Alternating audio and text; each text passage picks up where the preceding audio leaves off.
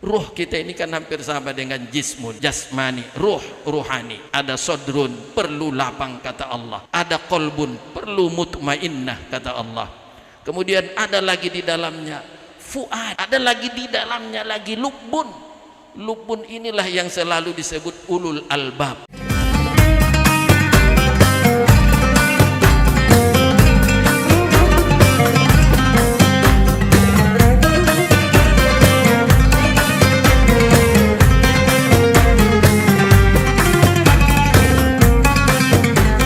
Assalamualaikum warahmatullahi wabarakatuh. Alhamdulillahilladzi allafa baina qulubina kama allafa bainal muhajirin wal ansar. Wa salawatullahi wa salamuhu ala sayyidina Muhammadanil Mukhtar wa ala alihi wa ashabihil mustafainal akhyar wa man tabi'ahum bi ihsanin ila yaumil qarar. Amma ba'du, faqala Allah subhanahu wa ta'ala, a'udzu billahi minasy syaithanir rajim, fadlan minallahi wa ni'mah wallahu alimun hakim. Wa qala fi ayatin ukhra, qul bi fadlillahi wa bi rahmatihi fabidzalika falyafrahu huwa khairum mimma yajma'un. Shadaqallahul azim. Hormat kita semua kepada Bapak Gubernur Provinsi Sumatera Utara yang dalam hal ini diwakili oleh Bapak Asisten. Ini kalau ditutur bere kami ini karena di rumah Pak Marga Tanjung. Bapak yang mewakili Kapolda, Bapak yang mewakili dari Kajati, ini unsur Suriah PWNU Sumatera Utara dan sesepuh lagi. Ini ada Bang Apipuddin, kemudian Bang Sahrial, ada lagi Pak Kamal tadi. Ini dari jajaran Tamfiziah PWN Sumatera Utara dan juga Akwan dan yang lainnya. Ini teristimewa kebetulan satu meja dengan para rektor ini. Saya terus terangkan seumur saya baru ini duduk bersama rektor. Ada kepala biro 2, ada Pak Ibnu Sadat Lubis. Ini barangkali Pak Tohar yang bikin marga ini supaya sama-sama bayo angin. Jadi harahap dengan Lubis itu sama-sama bayo angin itu. Selamat Pak. Tapi itu biasanya motong kerbau itu. Teman-teman dari ketua-ketua PCNU se-Sumatera Utara yang hadir bersama, mungkin ada hadir para Suriah, hadirin hadirat, mohon maaf tidak disebut satu persatu, para so'imun so'imat yang dimuliakan Allah.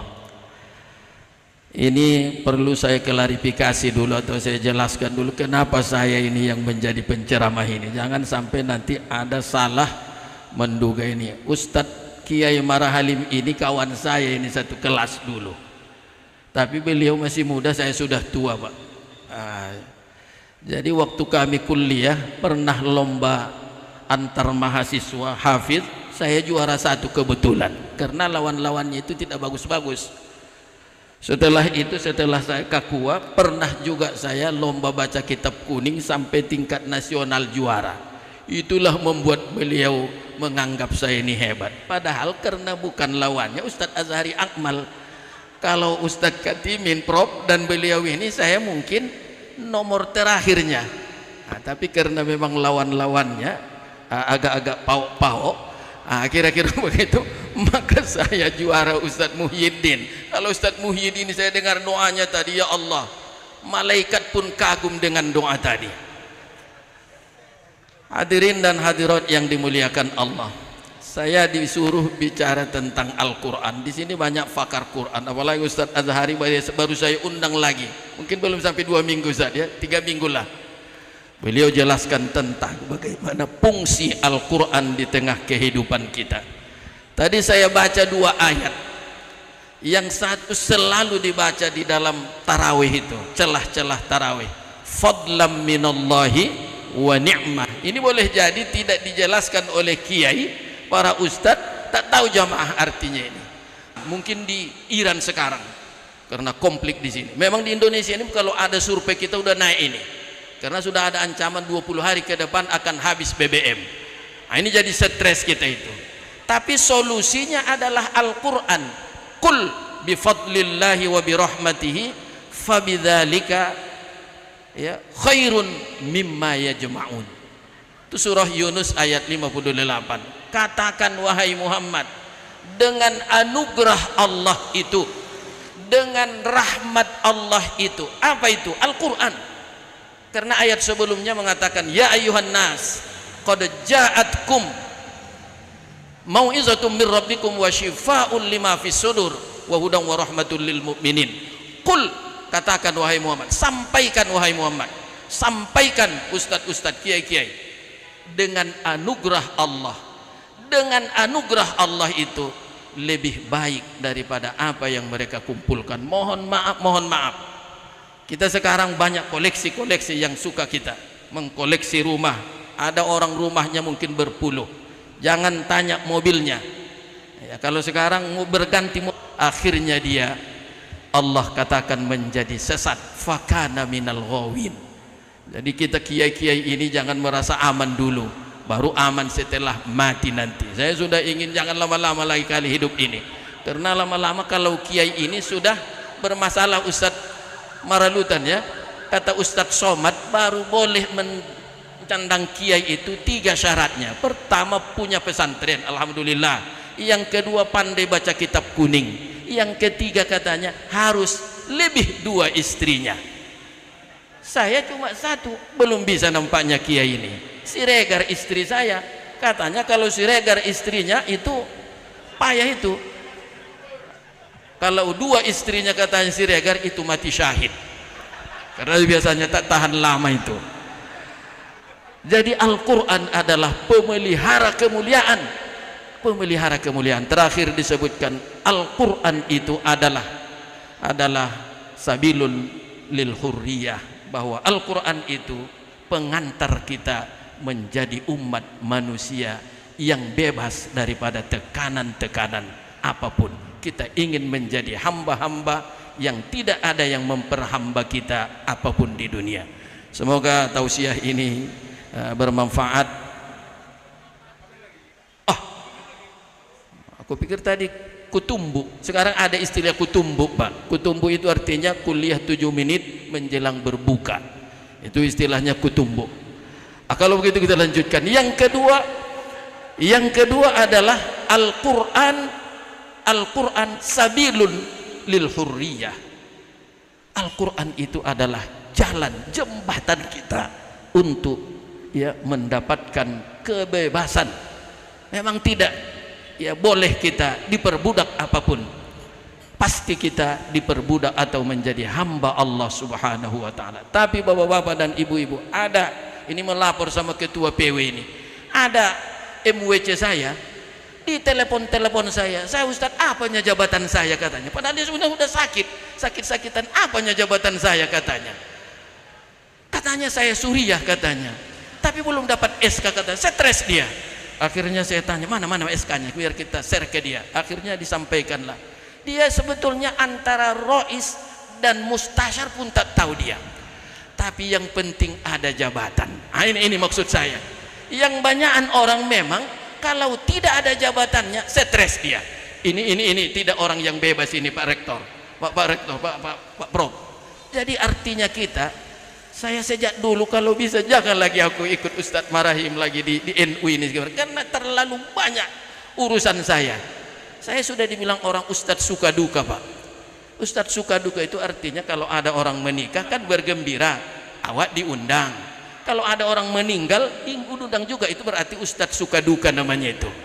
Tadi ada kawan saya memang membuat KPK di Jalan Durian sana. Dia pun begitu katanya. Saya Ustadz banyak kali amanah yang saya pegang katanya. 10 amanah, 1 Aminah katanya. Kebetulan istrinya Aminah namanya. Jadi amanah ada 10. Nah, itulah Ustadz Lahmuddin Ritonga. Dia buatlah 1 gedung KPK. kampus fardu kifayah namanya, bukan bukan komisi pemberantas kafir. Jadi hadirin yang dimuliakan Allah, artinya yang banyakan orang kalau tidak ada jabatan, kalau tidak ada sebagai apa dia, itu rupanya bisa membawa pikiran dia. Maka yang banyakan orang ketika tidak lagi ketua BKM, wah itu bisa tak mau lagi ke masjid itu, antipati dia dengan masjid itu, padahal tidak ada dapat Pak di masjid itu, sosialnya itu Pak kepala biro kan. Kemudian yang ketiga, Al-Quran ghazaul lirruh. Al-Quran itu adalah makanan utama ruh. Kalau Yusuf Al-Qaradawi ada mengatakan lagi taqwiyah lirruh. Ruh kita ini kan hampir sama dengan jismun, jasmani, ruh, ruhani. Ada sodrun, perlu lapang kata Allah. Ada kolbun, perlu mutmainnah kata Allah. Kemudian ada lagi di dalamnya fuad, ada lagi di dalamnya lagi lubun. Lubun inilah yang selalu disebut ulul albab. Albab itu jamak daripada lubun. Saya tanya orang yang mengerti bahasa Arab, apa sebetulnya lubun itu? Lubun itu katanya itulah yang paling dalam dari kolbun setiap manusia itu, yang tidak mau berbohong. Ini kalau tertutup ini, kalau tidak sehat lubun ini, itulah yang dikatakan Allah innama yatadzakkaru ulul albab. Kalau sudah hilang lubunnya, ini tidak bisa lagi dinasehati ini. Dan lubun itu selalu hilang, selalu kalah dibuat kolbun. Kolbun ini bisa kolbun qasiyah, di bawahnya lagi itulah fuad, di bawahnya lagi ada namanya lubun. Maka kalau kita menyahuti panggilan Allah, itu adalah labbaik Allahumma labbaik. Artinya kita menyahuti Allah itu, menyahuti panggilan Allah itu adalah dengan lubun kita, dengan kolbun yang paling dalam, yang tidak mau dia itu tetap istiqomah. Bukan maksud istiqomah itu ikatan suami takut istri kalau di rumah. Kalau itu yang banyakan di sini nih Pak, itu kata Ustadz Sayyidur Rahman, itu artinya itu istiqomah, ikatan suami takut istri kalau di rumah. Ini yang banyak tanda-tandanya ini. Makanya kata Ustadz Azhari, kalau diteliti mana lebih banyak perempuan stres dibanding laki-laki, itu lebih tinggi tingkat stres laki-laki. Karena di kantor dimarahi, di jalan pun kadang-kadang direpeti, apalagi supir Grab dia kan, di rumah lagi. Kita dengan istri jangankan menang, seri saja pun kata beliau tak bisa.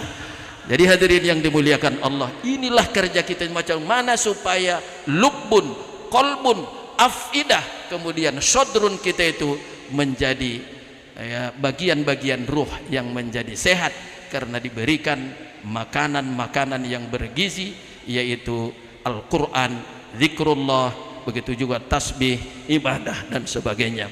Ini barangkali yang dapat saya sampaikan, mudah-mudahan ada manfaatnya. Semoga silaturahim ini, semoga tausiah singkat ini ada manfaatnya. Wallahul muwaffiq ila aqwamit thoriq. Wassalamualaikum warahmatullahi wabarakatuh.